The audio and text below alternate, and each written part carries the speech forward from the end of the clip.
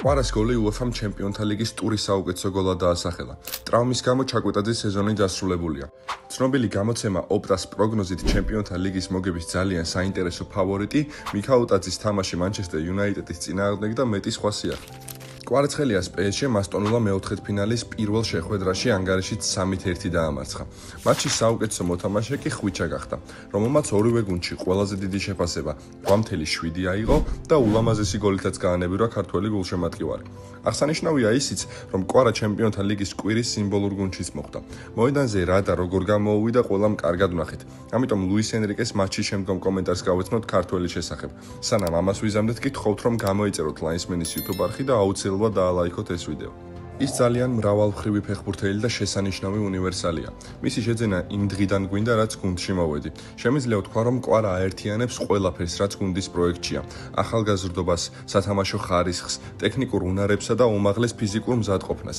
მას ძლიერი მენტალიტეტი და მისი ასაკისთვის ძალიან დიდი გამოცდილება აქვს. ამ მატჩის MVP გახდა და შეიძლება ეჭილდო ლივერპულთანაც მიეღო. ჩემნაირი მწვრთნელისთვის ასეთი ფეხბურთელი დიდი ფუფუნებაა.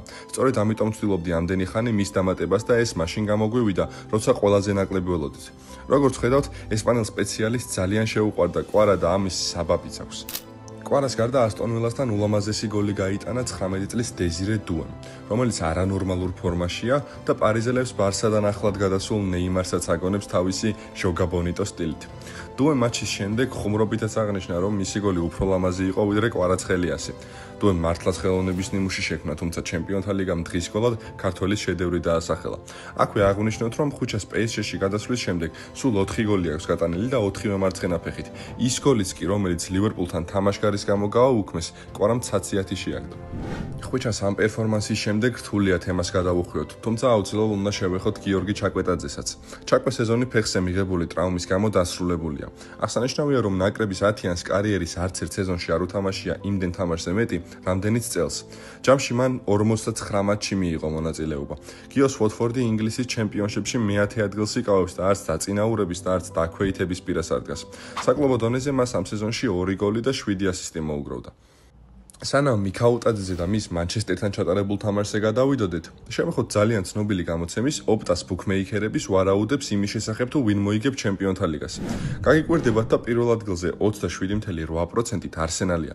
პრინციპში რაყადო უნდა გაგიკვირდეთ, თუ მადრიდის რეალს ჩემპიონთა ლიგის მეფეებს ვეძახით და ლონდონელებმა ლიგის მეფეებს 3-0 მოუგეს, რატომაც არა, მაგრამ ალბათ მაინც მოულოდნელი იყო. მეორე ადგილზე 26%-ით ბარსელონაა, მესამეზე კი PSG. მეოთხე ინტერი, მეხუთე ბაიერნი, მეექვსე რეალი, მეშვიდე ასტონ ვილა და ბოლო მერვე ადგილს 0%-ით დორტმუნდის ბორუსია იკავებს, რომელსაც სახლში ბარსელონასთან 4 ბურთით აქვს მოსაგები, თუ უნდა, რომ საქმე პენალტებამდე მივიდეს.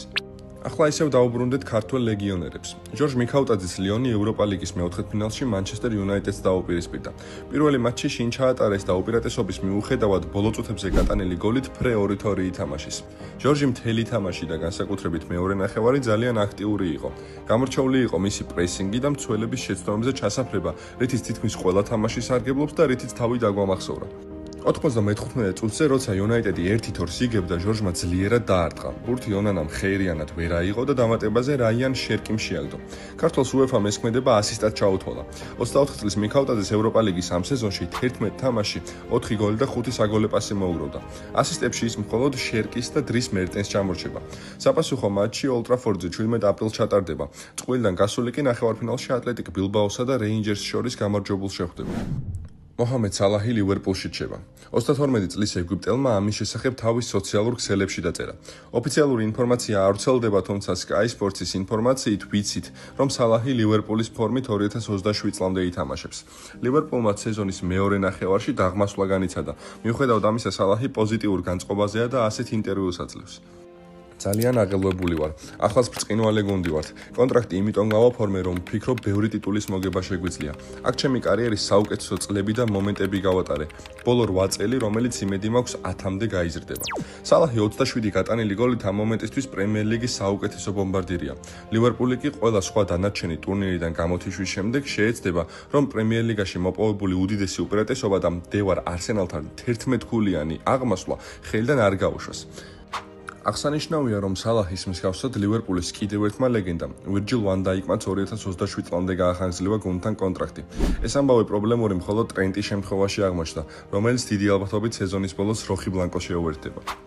ლეგენდარული მანჩესტერის მცველის რიო ფერდინანდის აზრით PSG ჩემპიონთა ლიგის ფავორიტია. სტუდიაში ყველა გაგვაოცა პარიზელთა გოლებმა, ტექნიკამ და სრულყოფილებამ. ჩემი ყურადღება იმანაც მიიქცია, თუ რამდენად სწრაფად იბრუნებენ ბურთს ისინი. PSG ისე დამაჯერებლად თამაშობდა, თითქოს რამდენჯერმე უკვე ჰქონდეთ მოგებული ჩემპიონთა ლიგა. დეზირე დუეს გოლი ჩემი აზრით საუკეთესო იყო. აღფრთოვანებული ვარ კვარაცხელიას თამაშითაც. ყველა მანერა მოედანზე და ყველა გადაწყვეტილება, რომელსაც ბურთთან ერთად იღებს, შეგრძნებას გიტოვებს, რომ თითქოს 10 წელია ევროპაში ამ დონეზე თამაშობს. შემდეგ თამაშს PSG ტურნირის აბსოლუტური ფავორიტის სტატუსით ჩაატარებს, განაცხადა ფერდინანდმა. ვიდეოს ბოლო თემა კატალონიის ბარსელონაა.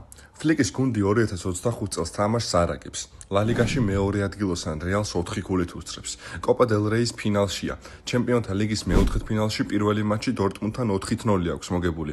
იმ დორტმუნდთან, რომელიც ჩარშან ლიგის ფინალში გავიდა. ტურნირის ბომბარდირები რაფინია და ლევანდოვსკი არიან. ეს უკანასკნელი ლა ლიგას ლიდერობს გატანილი გოლებით.